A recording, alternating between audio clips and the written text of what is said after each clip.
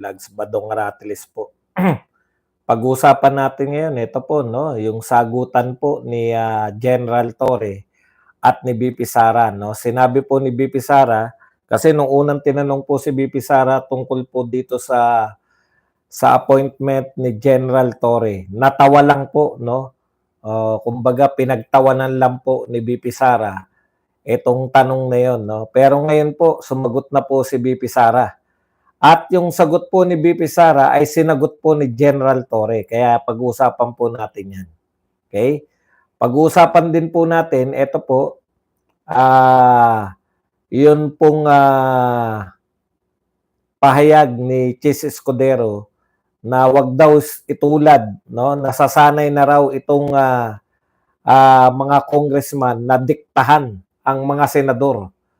Wag daw silang itulad, kung sila daw ay sunod-sunuran kay Speaker, ay wag daw itulad itong mga senador. Talaga, hindi ka sunod-sunuran, Chis. Okay.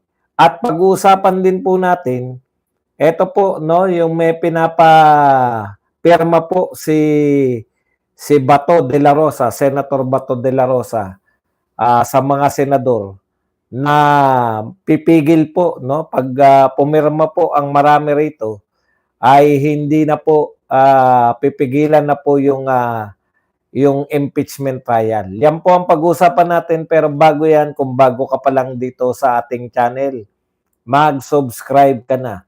Dahil ito lang ang tanging channel na may kinikilingan, may pinapanigan, una sa balita, uli sa impormasyon, kaya ano pang hinihintay nyo? Pindot na. Okay, unahin na po natin, no? Unahin na po natin tong si BP Sara. Ito po ang sinabi ni BP Sara. Well, kasi nung una, pinagtawanan niya lang yung tinanong po siya.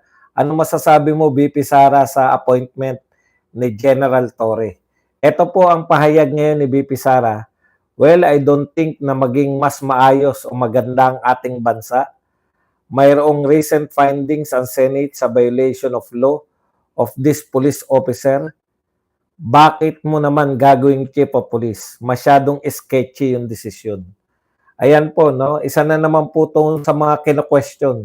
Yan po yung sinasabi natin. Sa isang banda, si BBM nagsasalita na reconciliation with the Duterte. Sa isang banda, inappoint si General Torre na alam naman po natin na kung hindi man po galit yung mga Duterte supporters, ay galit na galit dito kay Torre dahil kitang-kita po sa lahat ng video na siya po yung napag-utusan, no? Na hulihin si Tatay Digong at wala po siyang walang alinlangan na sumunod, no? Hindi man lang tinanong kasi totoo po, general na po si Torre. Hindi ka naman po magiging general ng hindi mo alam ang mga batas, no? O kung pwede naman po hindi po pwede na ikatwiran ng mga pulis na sumusunod lang sila. Kung unlawful na po yung order, hindi po dapat sinusunod ng mga kapulisan. Yan nga po yung resulta. Ang pinapaliwanag po ni BP Sara dito, no? Ay meron na pong Senate hearing na naganap at nire-recommenda po ng Senado, ayon dun sa investigasyon sa Senate hearing, nakasuhan si Torre. Ngayon, yung pinakakasuhan ng Senado, bigla mong, hindi lang po si Torre pinakasuhan, kasi si Torre lang involved dito sa usapin na to.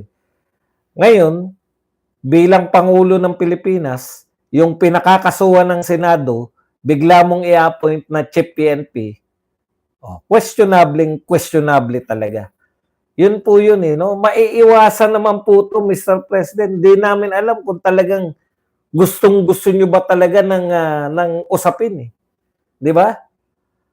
Gustong-gusto nyo ba talaga ng usapin? Ayaw nyo magkaroon ng katahimikan sa Pilipinas? Alam nyo na galit kay Torre yung mga Duterte supporters.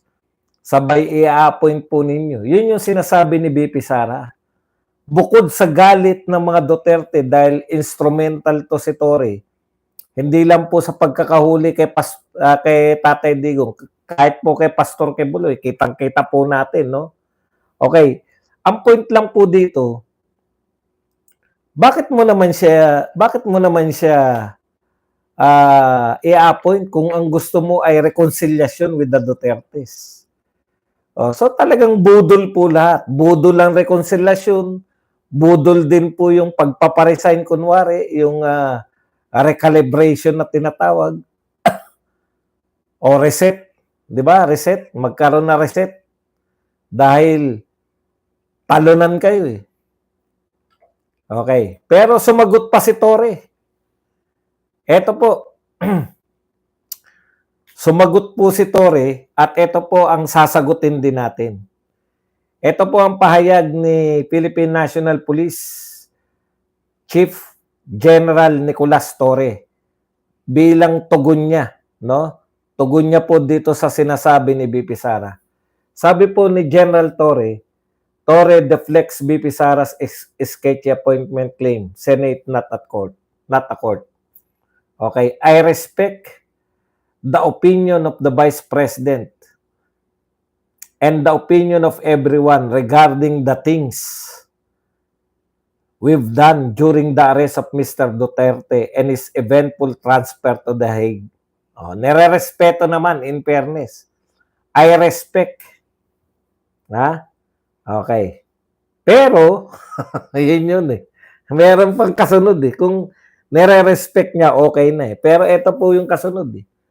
The Senate Committee is not a disciplinary machinery, nor a court that can say if who is right and who is wrong, who is guilty and not guilty.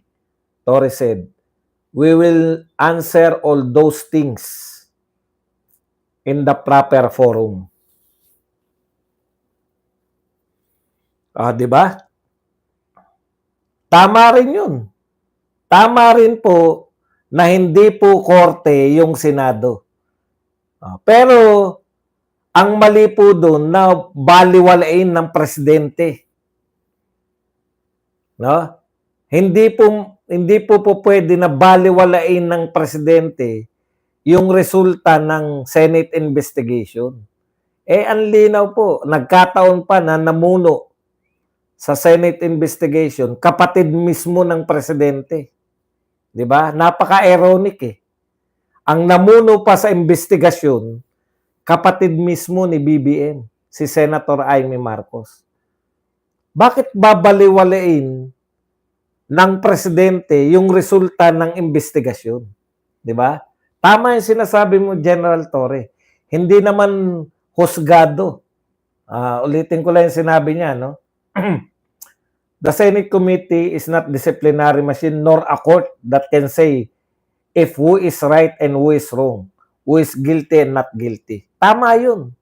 Pero may karapatan silang magrekomenda through their investigation, sa resulta ng kanilang investigasyon. At ito po ay hindi pwedeng hindi kilalanin.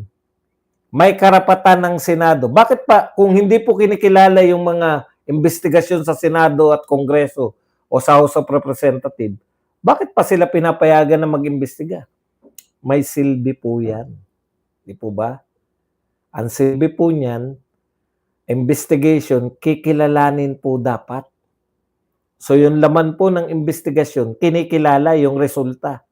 At ang nakalagay po doon, nire-recommenda po ng investigasyon ng Senado, nakasuhan kayo. Ngayon, kakasuhan kayo o kinasuhan na kayo o iniimbestigahan na kayo ng ombudsman, tapos very sketchy talaga. Kung sino yung may kaso, yun yung i-appoint. Okay. Pero ganun din, no? Yan din, gagamitin ko rin po yan argument nyo, Chief PNP. Kung ang argumento nyo, yung Senate ay hindi naman husgado na magsasabi ng guilty or not guilty. Kayo din po. Sino po? Yung DOJ po ba na nag-utos sa inyo? Yung DILG po ba na nag-utos sa inyo? Yung Chief PNP po ba at that time? Si Marbil na nag-utos sa inyo? Sabi nyo nag-utos sa inyo? Nahulihin si Duterte ay korte rin? Korte po ba sila? Sila po ba magsasabi ng guilty or not guilty? Hindi rin naman. Pero bakit hinuli nyo si Tatay Digong? Bakit binigay nyo sa ibang bansa? Dapat yung sinasabi mo ngayon na proper, sabi niya, we will answer all those things in the proper forum. Bakit hindi nyo po dinala sa proper forum si Tatay Digong? Bakit po kayo nagpasya? Hindi nyo po ba tinanong yan noong hinuli nyo si Tatay Digong? Na kayo ba yung proper forum na magpapasya? Na si Tatay Digong ay pwede nyong idiretso sa dahig? Ibabalik ko lang sa inyo, Chief PNP Torre. Hindi po kayo yung proper na magsasabi kung si Tatay Digong po ay dapat dalhin sa dahig o hindi. Hindi po ang DOJ, hindi po ang DILG, hindi po ang Chief PNP, at hindi po sila Kanilaw. Korte po. Babalik ko lang sa inyo. Korte po.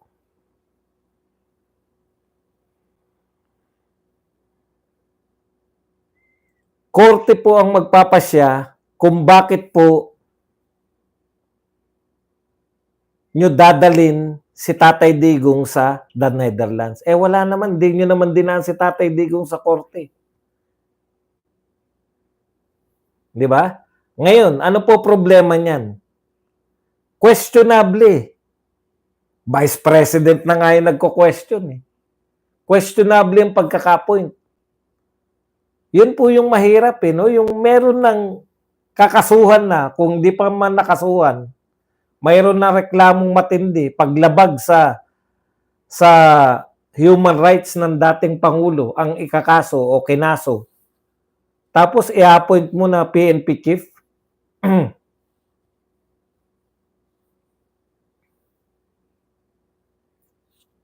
Okay.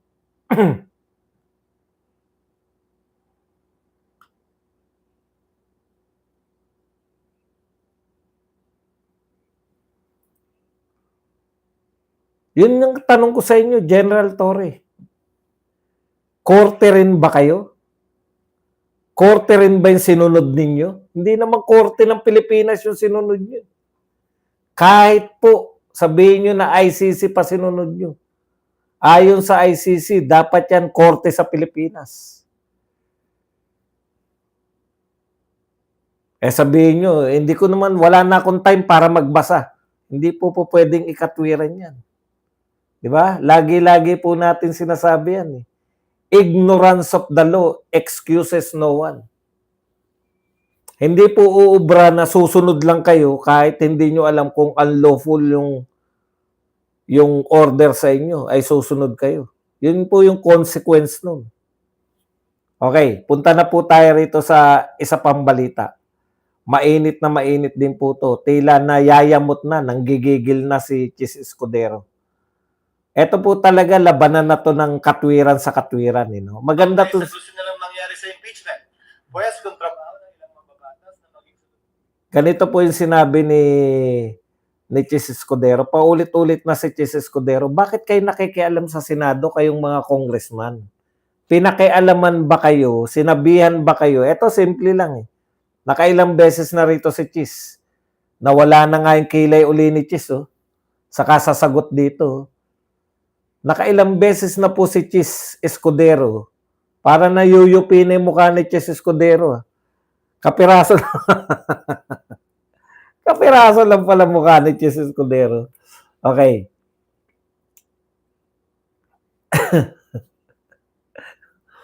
Ulitin ko ha. Ulitin ko lang po yung sinasabi ni Chis Escudero. Ang tagal nyong tinambayan yung impeachment. Sinabi rin naman, di ba? Sabi, once na may nagpasa, dapat aksyonan agad ng Kongreso. Eh may nagpasa po, first impeachment eh. Di ba? Nagpasa po. Second impeachment, wala pa rin kayong ginawa. Third impeachment complaint, wala pa rin. Yung ika-fourth impeachment complaint, yun yung inaksyonan nyo. At patapos na po. Recess na po yung Kongreso. Ngayon, sinidye na. Araw na lang ang natitira. Bakit nyo minamadali? Tama rin eh. Pilosopo. bagamat pamimiloso po, may punto rin naman si Chis. Di ba? Pero ito po yung dito ko tatanungin rin, ibabalik ko rin kay Chis tong tanong na to. Sinabi kasi ni Chis, sanay daw kasi yung Kamara, yung mga congressman, sanay kasi na dinidiktahan nila yung Senado. Ayan, no? Chis Escudero, sinabing nasasanay na ang Kamara na diktahan ng Senado. Tama yun, Chis. Kayo may kasalanan yan eh. Bakit nasanay na sila na tingin ng mga congressman, mas powerful sila? Only in this Congress, sa Kongreso ni Martin Romualdez at ikaw, dalawa kayong pinuno, sa Kongresong ito lamang, naisip ng mga congressman na mas powerful pa sila sa Senado. Lahat ng mga Senado at Congress before, lahat alam nila yung Senado mas mataas sa kanila. Bakit kayo kasi, no? Bakit kayo kasi dinidiktahan? 'Di ba? Ang gandang tanong. Bakit sila nasasanay na diktahan kayo? Bakit kahit yung mga congressman na mga kung ano-ano itsura katulad ni Asidre, kung ano-ano itsura katulad ng kung sinong congressman, sila Kunggun, yung mga St. Peter's Beauties, no? Bakit kayang-kaya kayong diktahan? Yun yung itanong mo sa sarili mo, Chis. Sinanay nyo kasi sila. Sinanay kasi nila, nakikita nila, pinagtatawanan kayo, dinidiktahan lang kayo eh. Sa budget, halimbawa, tignan nyo na lang sa budget. O pati si Tabingi, ganun na itsura, dinidiktahan pa kayo. Never before. Walang panahon. Yung panahon ng ang Senate President ay si Nene Pimentel o si Franklin Drilon o si Senator Manong Johnny Enrile o yung mga nauna pa, si Asyong Salonga. Hindi Asyong pangalan ni Salonga. Panahon ni Salonga. Yung mga Senate President, hindi po nadidiktahan ng kahit sinong senador, kahit sinong congressman.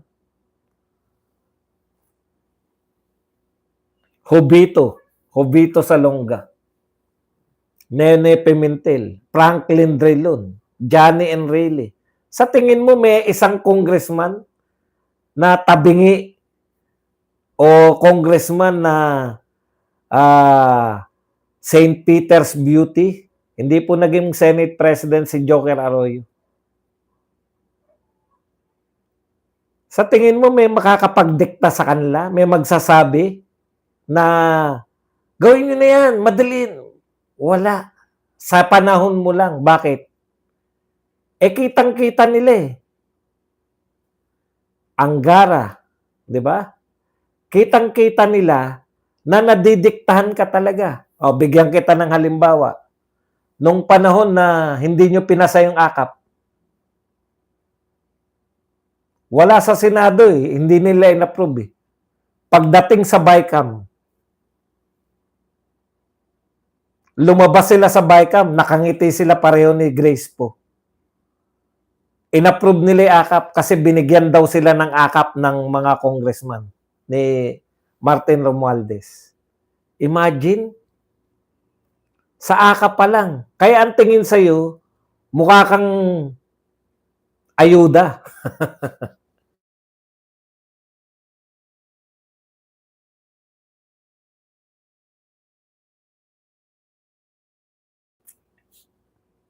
Di ba?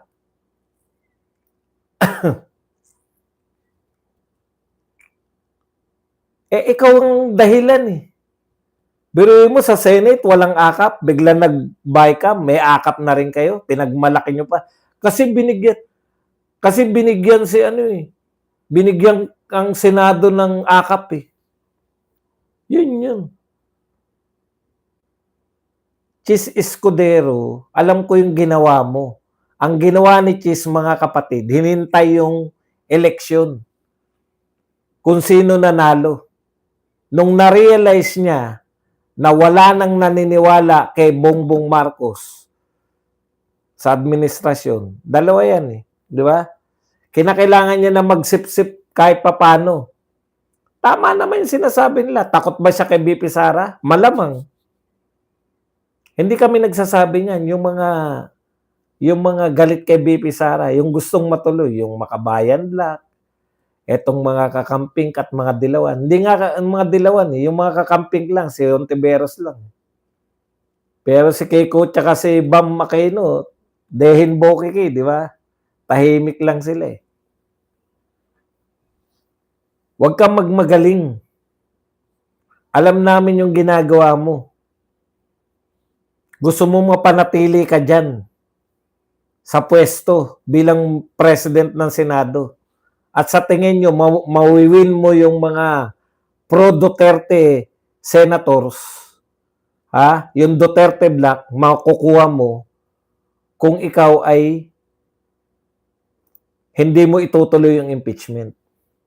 Yun lang naman yun eh. Di ba? Self-preservation yung ginagawa mo. Hindi kami naniniwala na numero uno ang balimbing.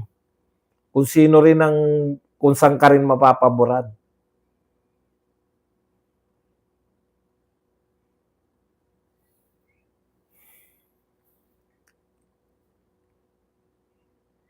Tama yan. Nagsisimula na silang maglipat ng kanilang mga allegiance. Pwede rin naman, nakita nyo naman yung mga pronouncement ngayon ni BBM through Claire, through Anti-Claire, na ayaw talaga nila na impeachment. Bakit? Wala naman po sila mahita sa impeachment. Mag-impeachment kayo.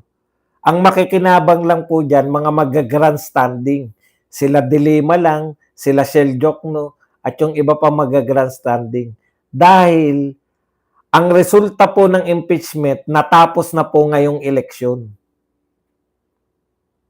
Nakakuha na tayo ng boto. Ano man, magtototuwad man si Dilima dyan. Si Shell Jokno, kumain man ng mikropono. Kagatin niya man yung mga senador. Wala na po yan. Tapos na practically. Dead on arrival na yan. Kasi may numero na. Pwede naman si Chis, pabor sa kanya na sinusunod niya na yung mga amo niya sa Malacanang. Nakaka-gain pa siya ng boto, baka makuha niya pa yung boto. Kasi between Tito Soto, na wala namang ino-offer sa Duterte Black, at saka si Chis Escudero, yun yung isip niya, hindi ko isip to. Baka iniisip ni Chis na, teka muna, baka pwede akong maging Senate President, hindi ako matanggal sa pwesto kung medyo papanig ako sa mga Duterte. At the same time, napapanigan ko rin yung BBM admin. Yung mga Duterte naman, matuloy o hindi, walang problema. Handa naman si BP Sara. Kung ako nga masusunod, gusto ko na matuloy. Pero kung hindi matutuloy, di pabor din sa atin. Hindi matatanggal si BP Sara. Hindi siya ma-impeach kung hindi matutuloy. Kung hindi siya ma-impeach, magiging presidente siya sa 2028. Lahat yan pabor sa atin. Sila-sila lang nag-aaway.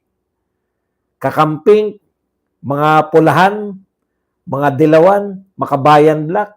Sila nagtatalo-talo, mga loyalista,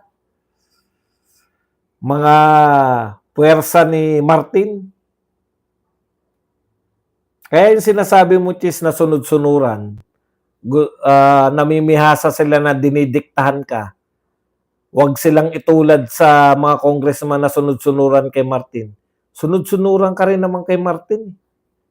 Ngayon ka lang naman medyo, nung threaten na yung pagiging Senate President mo. Gusto mo ma-extend yung pagiging Senate President mo, kaya ganyan. Hindi po to bago. Actually, reading glass lang po to. Kasi po na po. Ito po yung salamin ko, ilang araw na po itong putol. Hindi nyo lang nahalata. Kahit nasa radyo, kahit nasa Birada Agila, tiniteknikan ko lang. Punta tayo rito kay Bato. It was Bato after all, no? Okay, inamin po ni Bato kasi may kumalat po kanina na meron daw pong kumakalat na nagpapapirma para ito po, he's behind the Senate resolution pushing the dismissal of impeachment case of Vice President Sara Duterte. Di ba? Parang karimari-marim kung ibalita yan ng ng mga media, no? Ng mainstream media, sinasabi na, ha, bakit may mga papirma-papirma yan na pinapatigil yung impeachment? Bakit po? Masama po ba? Bakit hindi nyo po kinwestiyon yung mga congressman na pumirma sa impeachment? Ganyan po talaga ang politika. Hindi po pwedeng kayo lang, ibig nyo sabihin, pwede kayo mag-plot against Sara Duterte. Pwede kayong magplano paano patalsikin si Sara Duterte. Pwede nyo pagkaisahan. Ang haba ng panahon ng pinagkakaisahan nyo si Sara Duterte. Mula nung inimbestigahan nyo yung 125, 11 days. Pwede nyong gawin yun. Pasamain si Sara Duterte. Maglabas ng mga propaganda na Mary Grace Piatos, Shell Jokno, kung ano-ano. Pwede nyong gawin. Mag-imbestiga. Durugin yung si Sara Duterte. Ipahiya. Tawagin pusit. Pwede nyong gawin. Pero si Bato hindi pa pwedeng gumawa ng hakbang para pigilan yung impeachment. Napaka one way naman ng politika sa Pilipinas. Lahat pwede nyong gawin. Siraan, imbestigahan, mag-quadcom, mag-tricom, mag-imbestiga sa budget. For the first time, inimbestigahan yung confidential fund. Pwede nyong gawin lahat. Pero pag merong senador na nagtanggol kay BP Sara, gumawa ng legal na hakbang para ipatigil ang impeachment, sasabihin nyo, lumalabag sa batas? Utot nyo. Hindi one way ang politika. Lalo na kung talunan kayo. Tandaan nyo sa politika, yung mga nagwagi, siyang nasusunod. Kaya nga nagwagi. Talunan na kayo, gusto nyo kayo pa masunod? Tignan nyo yung mga nag-iingay. Mga talunan yan. Si Brosas, talo. Si French Castro, talo. Si Kabataan Party List, hindi na siya congressman. Bakit kayong masusunod? Si Percy Sardegna, tabingi. Tabingi ka lang, ikaw na masusunod. Puta. E di magtabingi na rin kami. Bakit? Pwedeng masunod yung mga tabingi, pero yung kalbo hindi. Utot nyo. Kanya-kanya yan. Ang politika ganyan. Planuhan. Magpaplano kami para durugin kayo, pero bawal kayo magplano. Gagawa kami ng mga hakbang para pabagsakin yung mga Duterte, pero bawal nyo ipagtanggol ang Duterte. Utot nyo. Talunan kami, pero kami masusunod. Utot nyo. Talunan kayo, tapos kayo masusunod. Yung mga victors sa kasaysayan po, lahat po ng nasusunod, yung mga nanalo.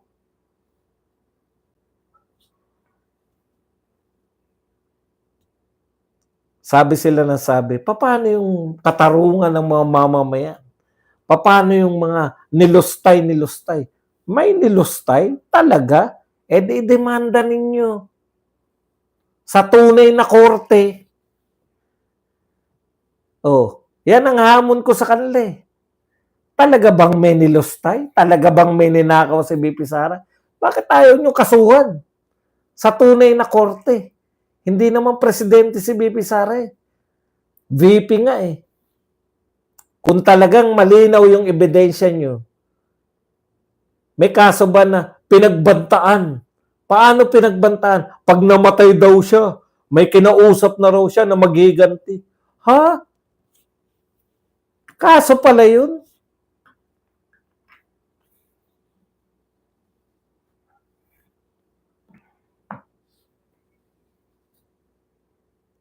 Kasi hindi niya pinapaliwanag kung ano yung laman ng confidential fund. Confidential nga eh. O, tapos eto ngayon si Bato, bakit hindi mo ipapatuloy yung impeachment? Sabi nila kay Bato, bakit kayo nagpapapirma?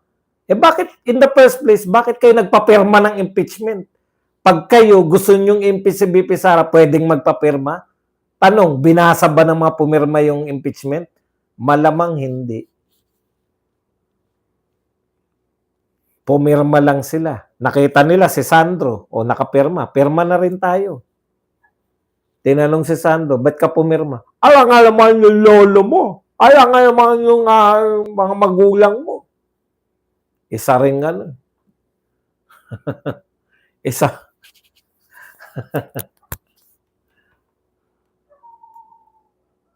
Hindi po. Habol talaga nila na manalo si Martin. At tanging pag-asa lang po ni Martin, pag ma-eliminate nila,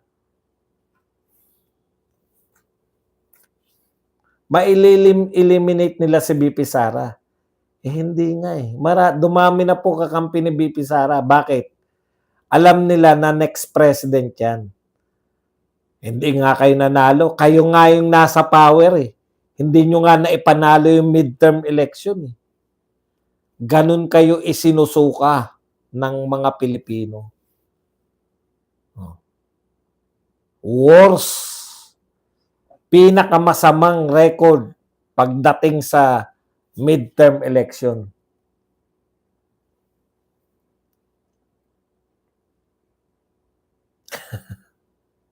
Wala po yan. 13 senators lang pumirma kay Bato, tapos na yan. Pag ginawa nyo yan, magpe-people power kami. O di mag-people power kayo, matatanggal si Marcos, si BP Sara presidente. Ganun ba yun ba dong? Siyempre, pinatanggal nyo. Ano man ang mangyari sa presidente, napalayas nyo, sino sa tingin nyo ang legal? Pwede nyo gawin lahat. Una, wala kayong tauhan. Kailan ba nakapag-rally ng malaki ang mga Dilawan, Kakamping at mga Makabayan? Wala na. Wala na po yan. Ang tawag sa inyo, mga mahihinang nilalang. Hindi nyo kaya yung mga ginagawa ng Duterte na isang tawag lang, wala nga tumawag eh. Alam nyo ba yung nangyari nung nakulong si Tatay Digong? Mga tao mismo yung nagtatanong sa amin, saan ang rally? Teka lang po, hindi ko pa po alam eh. Basta narito na kami. Pucha, kung saan-saan na lang nagpupunta, naghanap ng rally. Yun po yung organic na pagkilos ng mamamayang galit sa ginawa ninyo.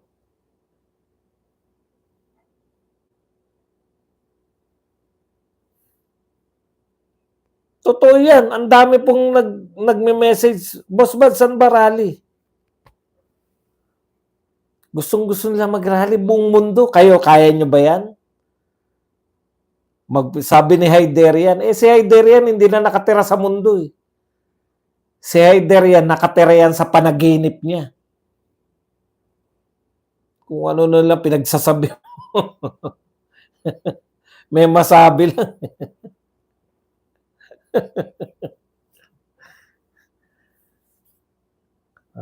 Di ba? Hayderian? Kaya wala kang radio show. Hindi mo kayang... Kahit dito sa Japan, grabe ang rally. Confidential plan din. Very controversial. Kaya wala nang umiimbita sa iyo, Hayderian. Kung ano-ano mga pinagsabi mo. Si BP Sara daw, posible maging cabinet member. Putang, tanga-tanga. Napakatanga mo. Ikaw ang pinaka-engot.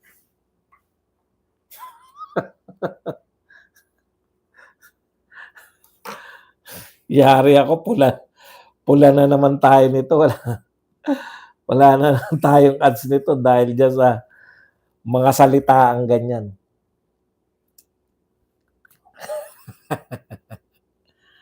Di ba? Kaya ka walang radio show, si Badong meron eh.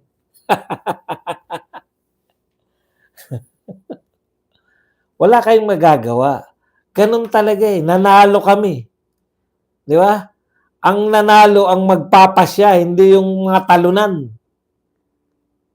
Nagyabang kasi.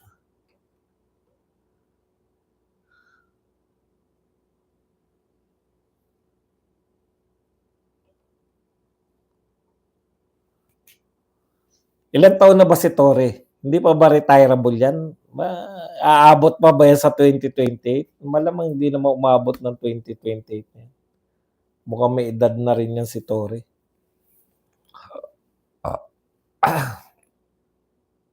Ginanahan ako kanina, nag-vlog ako sa boxing, sabay tuloy dito. Teka, nakalimutan ko na. Nakapagkwentuhan na ako. Baka may mga topic pa rito eh. Yan, Torre, Senate, Torre. Ito po yun, no? Draft resolution para i-dismiss na yung BP Sara impeachment. Yun po yung pinapipirmahan ni yun po yung pinapipirmahan ni Bato sa mga sa mga senador. Eh pag naka-13 po si Bato, panalo na. Oh, wala nang impeachment. May basehan naman sila, di ba? Kaya lang naman pumirma yung mga senador. Malamang ang nakalagay dyan na hindi na nakakatawa talaga to si Are you afraid of BP Sara Duterte? Malamang dahil alam nila, alam nyo talaga, tama tayo, tama yung pagsusuri natin. Before nito, tatapang nila sa impeachment, di ba? Before ng election. Kaya tama po yung pagpapakita natin na nanalo tayo eh. Opo, kiniklaim ko po na panalo tayo dahil tumiwalag na si Amy. Si Villar naman nakita niyo naman, pinagmamalaki niya na in-endorse siya ni BP Sara. Hindi lang nila maipagpag si Villar. Pero actually, wala na si Villar sa kakampo nila. Kabads, pag nanalo si BP Sara, sigurado si Torre baka magtago. Hindi matapang si Torre. At least gusto ko si Torre kaysa kay Marbil. At least si Torre, nagsasabi siya na dadakipin niya yung mga sa droga. Si Marbil, pinangangatwiranan